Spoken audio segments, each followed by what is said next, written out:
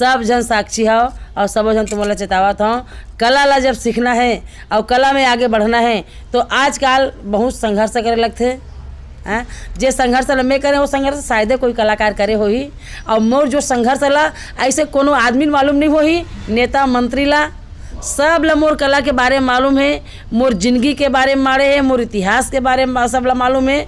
मैं ज़्यादा गोठिया नहीं सकूँ, सब कोई जानत मोर इतिहास में का रहे हैं। मैं बहुत गरीब घर के लड़का नहीं, बाप मोर बीएसपी में रही से, बीएसपी वाले बेटी है बीएसपी वाले के, लेकिन मोर ससुराल पक्ष बहुत गरीब रही। लेकिन ऐसे सदगुरु की कृपा सब भरेपुर हो गए। 4 जन मोर लड़का है, 2 बेटी है 2 बेटा है।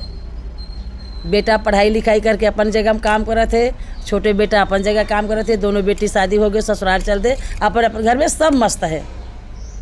तो कला में आगे बढ़ना है, सीखना है तो दाई दीदी हो भाई बहनी हो कला आगे